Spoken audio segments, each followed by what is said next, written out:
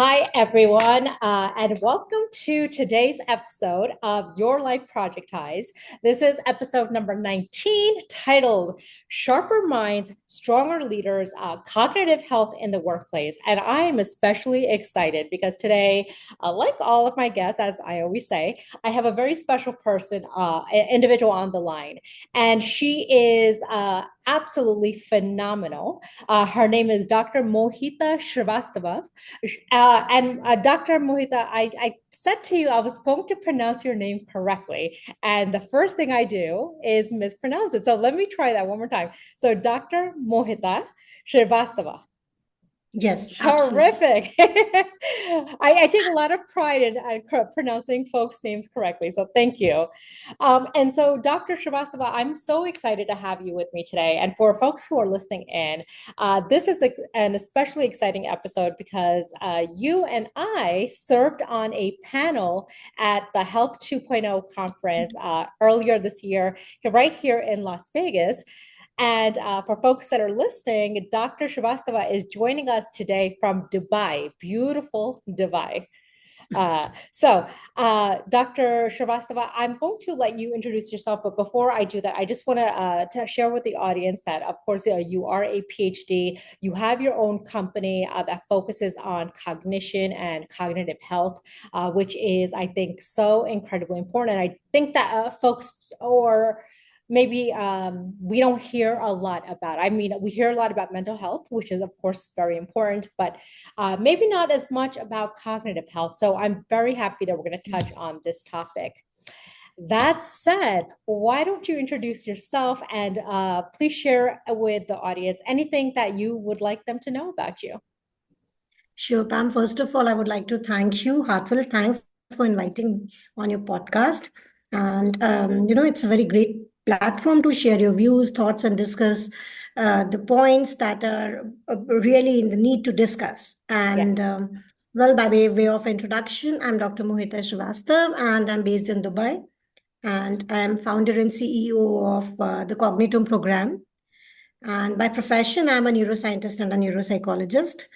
And Cognitome program actually offers the therapeutics and management of all the issues related with cognition, cognitive control, cognitive skills, cognitive functions, and higher executive functions like decision making, strategic planning, reasoning, inhibitory control, and cognitive flexibility, all those things. So this Cognitome program basically is meant for cognitive rehabilitation therapy also for the Mm-hmm. people who are suffering from like neurological patients who are suffering from stroke, TBI, or in general, the program is meant for cognitive skills training, cognitive functions improvement, executive function improvement for you, me, and everyone. Sure, sure. Absolutely. And I'm really glad that you mentioned all that, Dr. Shrivastava, because the first question I was actually going to ask you was, especially for those who are listening in on this episode, I was going to ask you, how would you define cognitive health? But I think you just did that.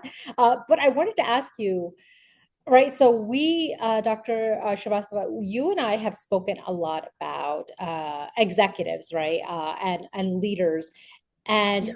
why cognitive health, why is it particularly important for maybe executives, maybe even for, the industry that I'm in, project management, project managers? Why is cognitive health so important for them? See, Pam, the importance of cognition and cognitive health dates back to the ancient philosopher René Descartes, who once said that cogito ergo sum. That means, I think, therefore I exist. Yeah. So etymologically, if I go cognition or the word cognitive means to think, to know, to understand, Mm-hmm. and it is derived from the Latin word cognoscere. So now coming to your to the answer to your question, first of all, I would like to define a cognitive health for the audience a little Sure. bit. So it refers to the ability of our brains to function effectively across Mm-hmm. various domains, such as such as memory, attention, focus, uh, inhibitory control, cognitive flexibility, as I mentioned, processing Mm-hmm. speed, reading abilities, decision making, problem solving. So it encompasses our well-functioning system of information processing within our brains, Mm-hmm. our capacity to think, you know, learn and remember. Yeah. So, as well as our ability to manage our emotions, adapt to new situation, the adaptability, and maintain proper reasoning abilities, clarity of thought process, and clear logical thinking.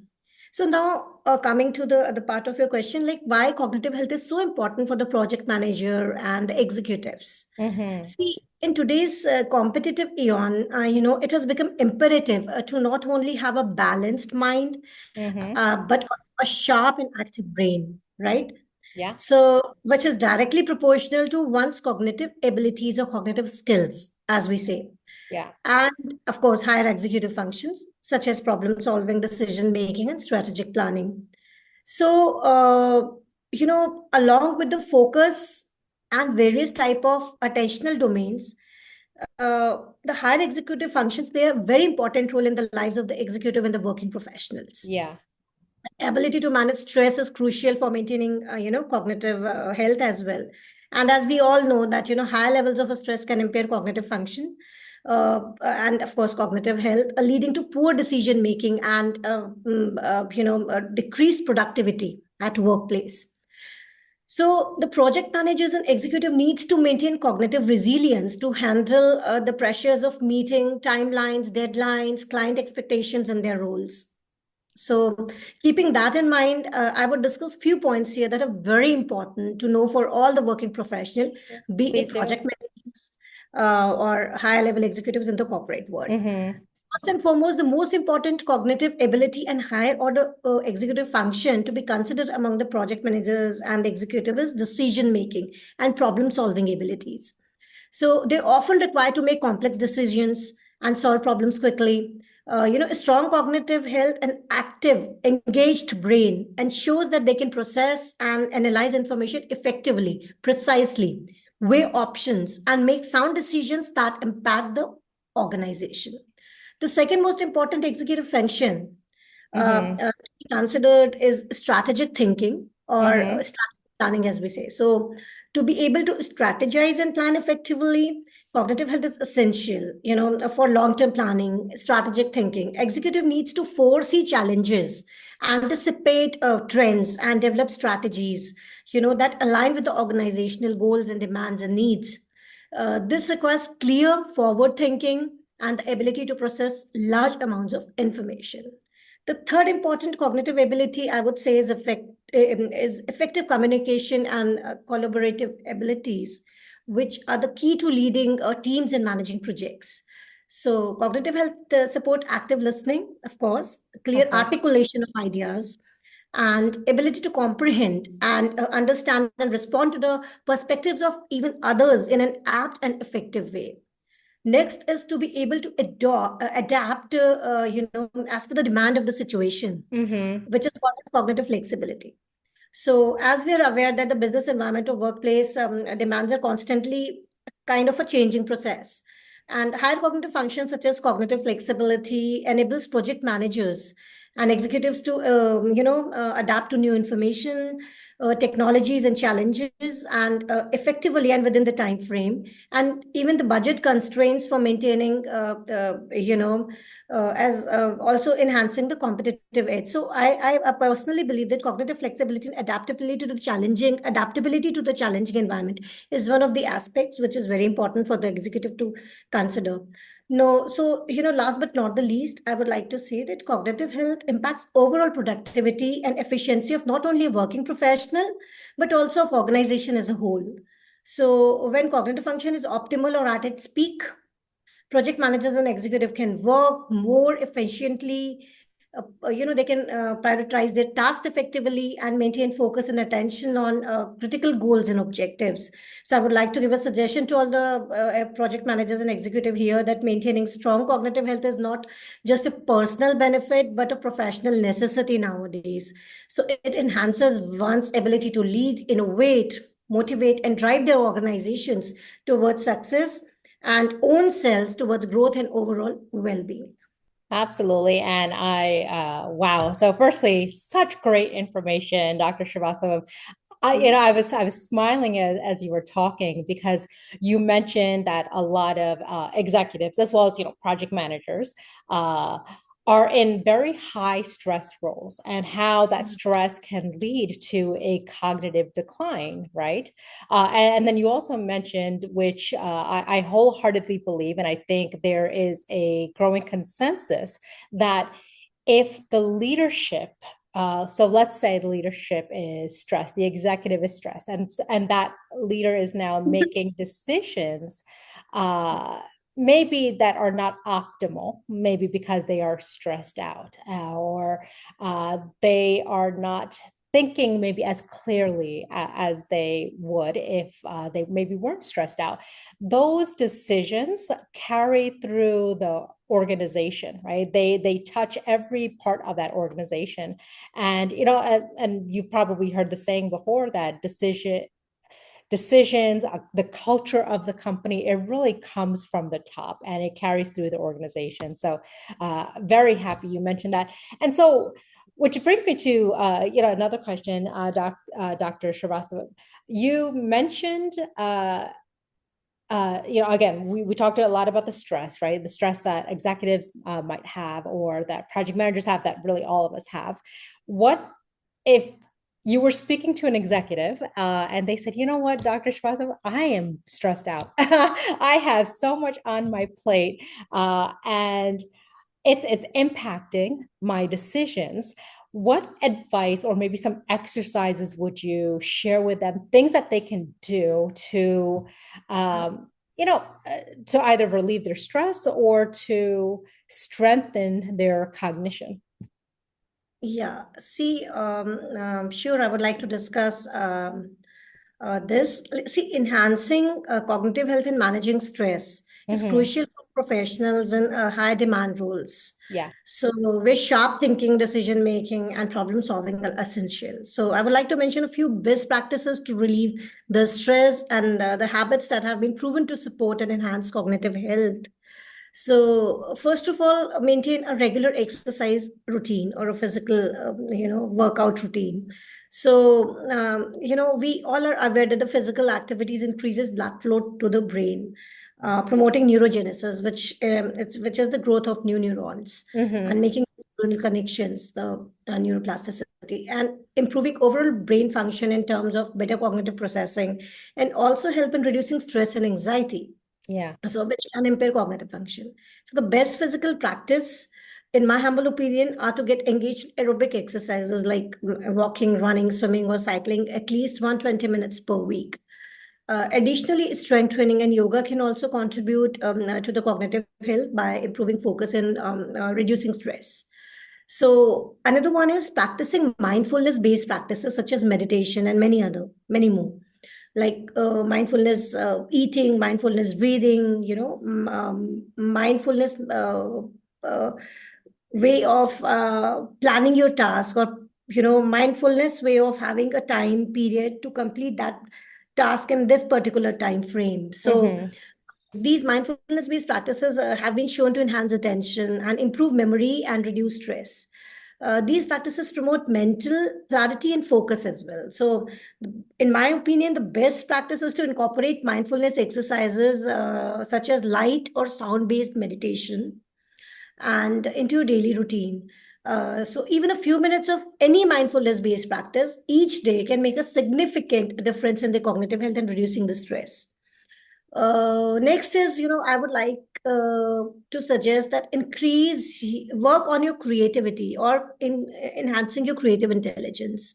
So, if you're being creative and work towards enhancing your creative intelligence, it's very easily to getting into routine with creative pursuits like writing, arts, Sure. painting, learning new skills, musical instruments, new language, all these have proven to improve one's focus, learning abilities, and reasoning by inducing neuroplastic changes within our brain and release of neurochemicals like dopamine, endorphins, serotonin, thereby enhancing creative intelligence and boosting cognitive health to a level of enlightenment, even. Mm-hmm. So, next, mental stimulation. I would suggest, a mental stimulation in the form of manual cognitive exercises or digital app-based, computer-based exercises. But I personally, if I devise a plan for someone, Uh-huh. I focus on manual cognitive exercises, which are very challenging and mentally stimulating. But now, in this hectic schedule and everyone is working in a fast-paced life, even digital and app-based, computer-based exercises are also good Okay. enough to mentally stimulate. And Dr. Shrivastava, can you give us maybe an example of what one of those exercises might look like? Because right now I'm envisioning, if I'm thinking about, even a paper and pen, I'm envisioning a crossword puzzle, right? Uh, Yeah, or crossword puzzle is also one of the mentally stimulating exercises. But then there are certain exercises where you're using both of your hands, okay. pen and paper, and there is a certain pattern that I give as per the assessments and everything that are being done for that particular individual. And then Mhm. there is a certain pattern, and the person has to, together has to, use both the hands and trace that pattern or solve or write whatever I'm saying to copy those lines with both the hands at the same time. Okay. So this is Okay. also one of the things. So brain balancing, hemispheric lateralization, to making to making the coherent connections between the two hemispheres working together. So this is also one of the thing that I give to the people. So, I personally suggest to get your mental stimulation regularly in the form of manual cognitive tasks or digital app-based, Mhm. computer apps, that mentally stimulating and that activates and improve your cognitive functioning, like memory, problem solving, and critical thinking, which is very, very important. Critical thinking is very, very important. It is advised to regularly challenge your brain with activities like reading, of course, puzzles, this crossword puzzles, or even Sudoku, and learning a new skill or language also helps a lot. And engaging in strategic games, which really requires critical thinking and analysis. Then next is time management and prioritization of the tasks Yeah. to reduce this stress. Managing time effectively reduces cognitive overload and prevents burnout, and it allows for more focused and efficient thinking. Sure. It is advised to use tools like to-do list, calendars, and project management software to organize your tasks and deadlines, to achieve attain your deadlines. And avoid multitasking, because multitasking is not at all good for your brain and cognitive health. So prioritize. There is an article that I have already published in College Times, UAE's National Daily, and its Weekend magazine on multitasking, and Uh-huh. even on Vista Global magazine. So I'll share the link so that you can put in the description of the podcast so that people can read Yeah, that. And please. so prioritize, important tasks and finish each one at a time. And there is a the Pomodoro's method, which is very efficient to avoid the multitasking, and set up a certain time frame to finish one task, and then a break for 10 minutes, and then again go and do another task, not directly switching over. Like, for example, you're writing an email and suddenly you are working on Excel, jumping on it. It's not advisable, actually. So Right. this helps in reducing cognitive load, and regular breaks throughout the day also can help to refresh your cognitive resources and reduce stress. And social engagement, which is very important. So, optimal social interaction, even at the workplace, Mhm. stimulates brain areas involved in emotional regulation and decision making. Because sometimes I might not able to go to that particular point or think that particular point, but if we go and interact with people, maybe we get a novel idea or a new idea, and then we can, our creative pathways get enlightened, and we come to a decision. So optimal social interaction also stimulates your reduce stress and stimulates your cognitive health. It also provides opportunities for learning and cognitive engagement, of course, through conversations and shared activities. So this can be achieved, the optimal social interaction can be achieved by getting connected with family, friends, your peers at workplace, and friends and colleagues, and participating in various social activities in an organization, also networking events and group projects, joining clubs. organizations, or even volunteering, to expand your social interactions is a very good way to reduce stress and to improve your cognitive health.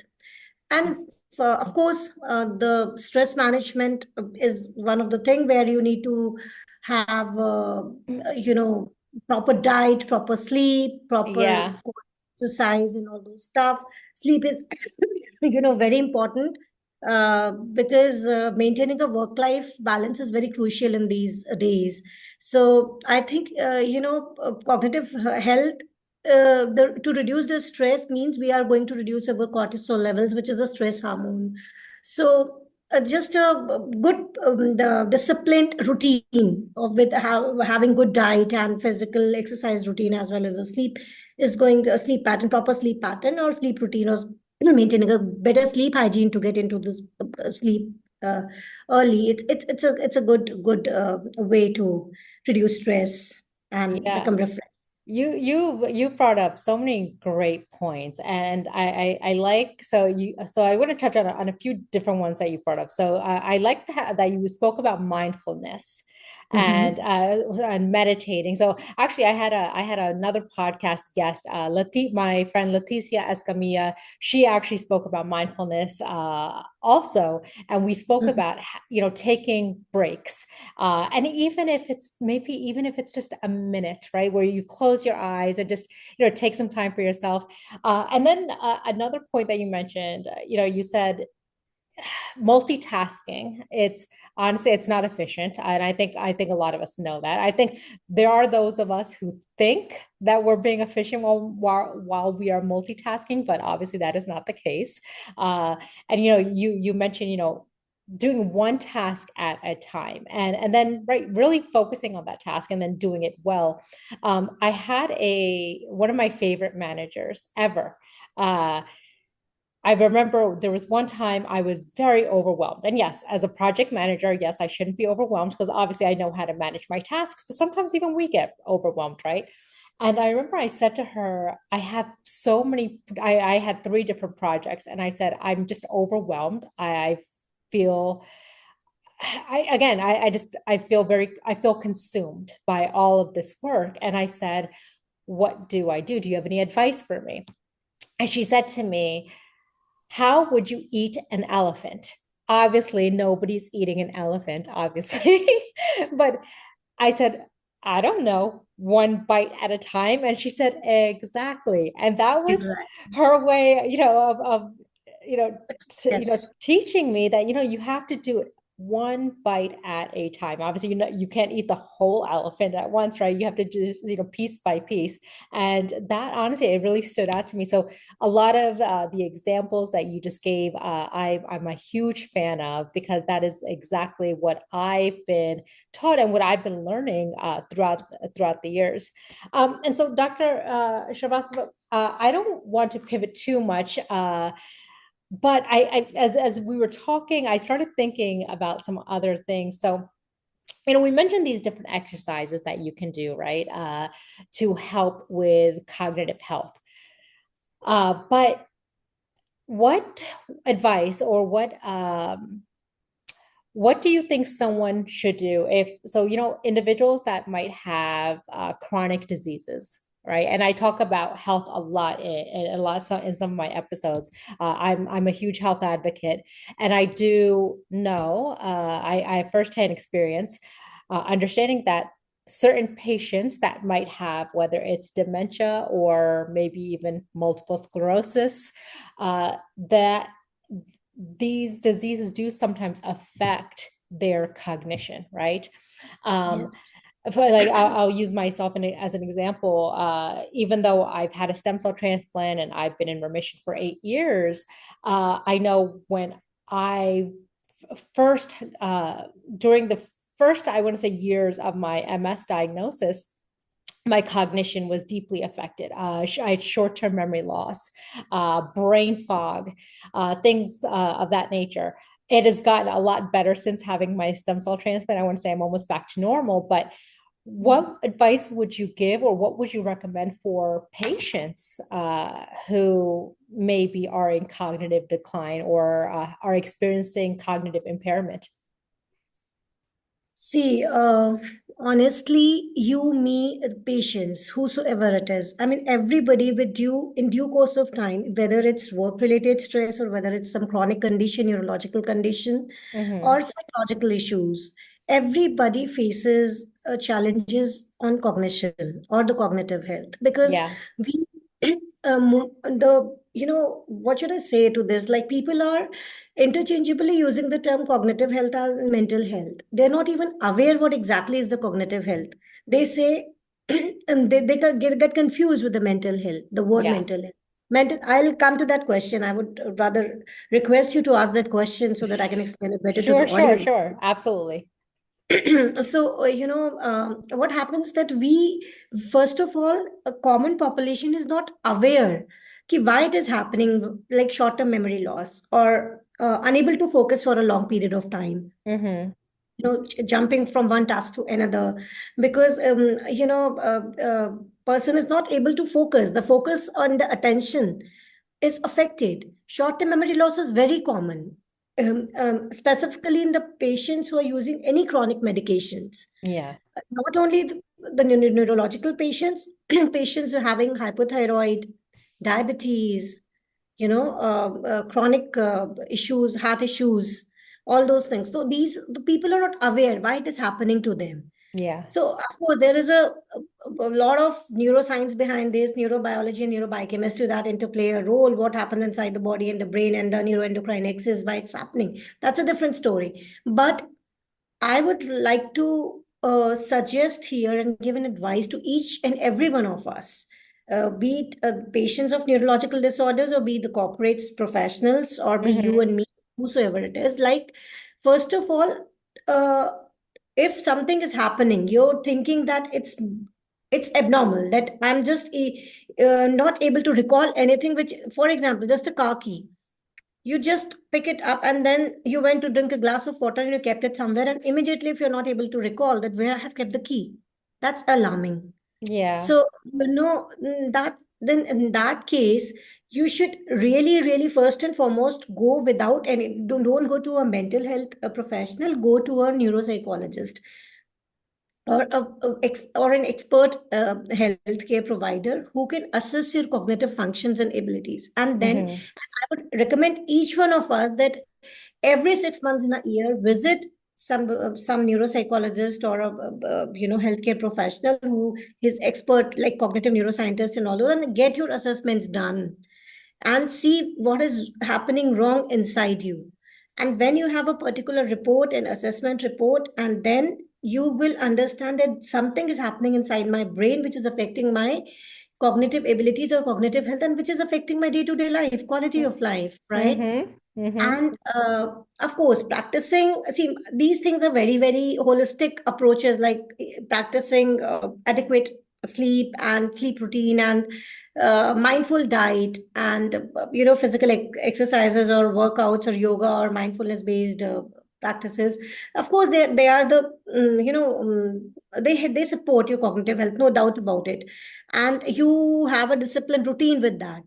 But I would really suggest, please take it as a, if something is really worrisome for you, that you're not able to focus or not able to decide things on your own and very confused to take a very little decision, then it's time to go to, an assessor and get your assessment done and take it very seriously and go through the programs that are specifically meant, take those programs that are specifically meant for your cognitive rehabilitation or cognitive improvement, because that really helps a lot.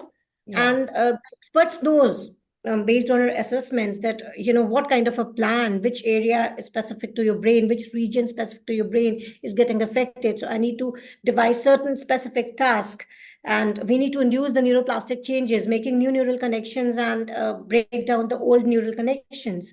So that is very very important, and I would rather say that don't take it lightly.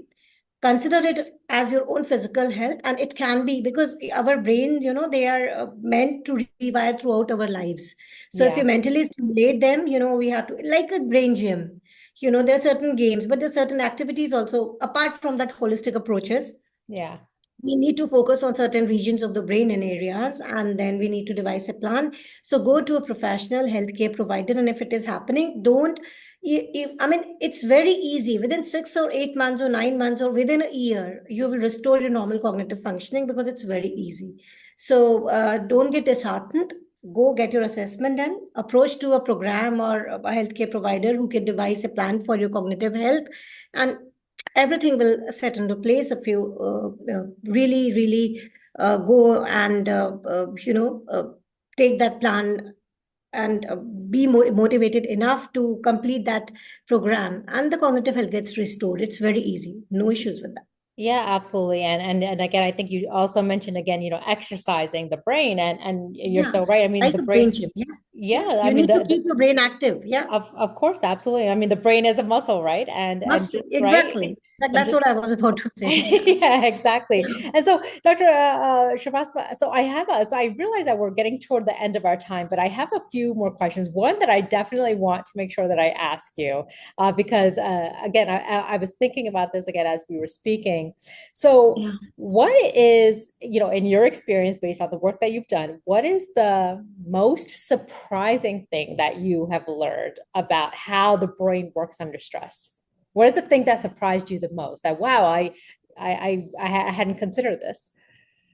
See, one of the most surprising things about how the brain works under stress is how stress can actually shrink the brain, particularly the prefrontal cortex, which is very important for decision making, strategic planning, critical thinking. In a nutshell, prefrontal cortex is responsible for higher order cognitive functions, as I mentioned, reasoning. Okay. And in fact, you can read a couple of articles titled Why Stress is the Silent Killer and 21 Ways to Manage Stress and Anxiety Among Working Professionals on my website, www.cognitomeprogram.me, and the news and media section. So let's discuss, in short, the impact of stress on our brain. See, chronic stress can lead to the structural changes. Mm-hmm. Apart from functional, they lead to the structural changes in the brain, such as reduction in the size of your prefrontal cortex, the areas involved in executive functioning, like planning, decision making, and regulating behavior. This is what the role of prefrontal cortex is, in a layman terms. So at the same time, stress can also cause the, amygdala, the brain's emotional center, to become more active and even grow larger. Mm-hmm. So this imbalance can lead to increased emotional reactivity and impaired cognitive functioning, right? Then a second thing that I've come across is like that stress can lead to memory impairment, which is very, very common, very, very common. Right. Okay. So, as it affects the hippocampus, the region of the brain responsible for memory and learning, chronic stress can lead to shrinking of hippocampal neurons, resulting in memory loss and difficulties in learning new skills or new information. So, Mm-hmm. this is why people often struggle to recall details or think clearly when they are under high level of stress. Under stress, the brain tends to be rely more on habitual behaviors rather than the thoughtful and deliberate decision making. So this means that in stressful situations, people are more likely to make decisions based on what they have done before, Mm-hmm. rather than carefully considering new options or strategies or Yeah. weighing it and comprehending the current situation correctly. So, besides the release of cortisol, the primary stress hormone is meant to help the body deal with the immediate threats. However, when the stress is really chronic, elevated cortisol levels, can damage brain cells, particularly in the hippocampus, affecting memory and learning. This not only impairs memory, but it also make it harder to manage stress and creating a vicious cycle which keeps on. And it impacts, of course, your neuroendocrine axis, the HPA axis, the hypothalamic pituitary axis. So there is a topsy-turvy play of your neurochemicals and neuroendocrine hormones, which of course creates an imbalance. So, interestingly, not all stresses are detrimental, of course. So there's eustress and distress, we all know. Mm-hmm. So, eustress in small doses can enhance cognitive function even by increasing alertness and boosting memory formation. This is known as the fight or the flight response, as we know, where the brain prepares the body to react quickly to danger. The Yeah. sympathetic nervous systems come into play in this arena. However, when stress becomes chronic or it becomes a distress, then it shifts from being beneficial to very, very detrimental and harmful. So I would say that brain's response to stress is a very complex and multifaceted process. Mm-hmm. And while this can sometimes sharpen the mind and improve performance in the short term, but chronic stress can lead to significant cognitive decline, emotional instability, and even structural changes in the brain. So, this underscores the importance of stress management techniques and maintains a balanced lifestyle to protect cognitive and maintaining a balanced lifestyle to protect your cognitive health and overall well-being and quality of life is very, very crucial. Wow, wow. Again, every time you answered, Dr. Shrivastava, I'm blown away. I'm just blown away. Wow, there's a lot of this is just so eye-opening. And when you were talking about, when you were in high stress or when you're under stress, how it affects the frontal lobe, right, of your, Prefrontal. okay. Yeah. And I was thinking about that. And at one point in my life, I was in under a lot of stress, and I believed that stress is what had eventually led to my MS diagnosis, among other things, of course. But I did Yeah. think that stress was a very big factor, and so I, at the time, said, once I knew I was going to have the stem cell transplant, I said, if I undergo the stem cell transplant and it is a success, that I'm going to remove myself from the stressful situation that I'm in, because that is the only way I'm going to give my body and my brain the best chance at survival. And so that is what I did. And uh, for the last almost 8 years, I have definitely, my stress has been reduced. I definitely uh, do notice that my cognition has improved dramatically. But I didn't realize I guess, the direct correlation, or just scientifically, that yes, there is a direct correlation between the stress that you're undergoing and your cognition. So that said, and again, I realize we're getting to the end of our time, but I did want to ask you one final question, which has nothing to do with cognition. I wanted to ask you, and I ask all of my guests this. So, Dr. Shrivastava, when you were a little girl, right, and you were thinking about what you wanted to be when you grew up, what is that thing that you wanted to be when you grew up, when you were a little girl and you were thinking about your future? You see, I always wanted to, I was a very inquisitive child since, I was a very inquisitive child. I was Uh-huh. not a person who, if you say ABC, so I believe in ABC. Yeah. Always had a scientific bent of mine, Yeah. why it is so. So honestly, brain and mind has really, really, fascinated me since my childhood. Yeah. And I thought to become a neurologist as I Okay. was growing. Okay, a medical doctor. But as I grew and I really analyzed, and the people around me used to say that, she's someone who is going to dig till the end. I mean, it's just not ABC. Why it's ABC? Why it's Yeah. not CPA? Why not Yeah. it's AC like that? So then I myself thought that no, if I become a neurologist, of course, every profession is very, very pious and pure. All are the healers, all are the doctors. But then I thought, I will limit my knowledge to certain disorders, prescribing medications, and all that stuff. Okay. So then I thought to go and study brain and mind in detail. So I did my biomedical sciences, master's in biomedical sciences, a specialization in neurosciences, then my PhD, then my psychology, then my applied psychology, because I kept on, I really wanted to learn more about the intricacies of the brain and the mind, how they interconnectedly work together. And I personally believe that, you know, being any in any discipline, if you are researching and devising something new for the benefit of the society, it's something that makes your life worthwhile. So Absolutely. so then I decided to become a scientist, a neuroscientist, and an educator, because I was a teacher, I was a professor also in a university in the neuroscience department. And I really like to, teach and create awareness among the students, among the masses, which I'm doing till date, while writing by writing the articles on various platforms, including my own blog, Cognizine, and newspapers and magazines about the brain and mind, how they are different, about the cognitive health. And this was my life story, that I always wanted to be a neurologist, but that as I grew up and I realized my own self, I was fascinated by intricacies of the brain and the mind. So I decided to do my PhD, my research, became into, I mean, went into academics.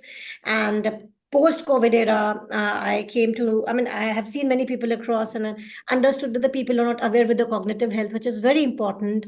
They are, just anxiety, depression everywhere, and they were confusing it with the mental health.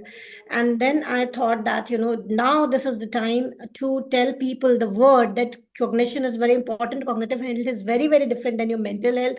Mental health is your emotional feeling, thought process. Mhm. Cognition, brain, which makes you think and react accordingly and analyze the situation, enhances your reasoning ability, so which is very important.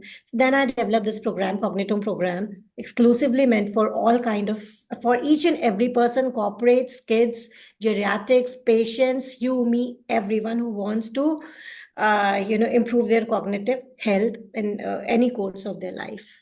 Dr. Shrivastava, I am so glad that you went into the field that you did, because I can just imagine, or actually, I can't even imagine how many lives you have probably changed, how many lives you have touched, and the work you are doing has been and continues to be remarkable.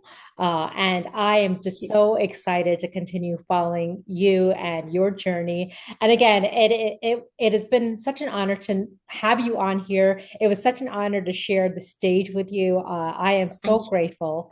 And so, you. yeah, thank you again. And again, I will make sure that I post a link to your LinkedIn as well as to your website, because I think you have this was such an informative episode. And I think that a lot of folks are going to want to follow up with you. So again, Thank you, thank Bob. Thank you. you so much. Thank Thank you. you. Thank you for Thank you. inviting me. Thank you. Absolutely.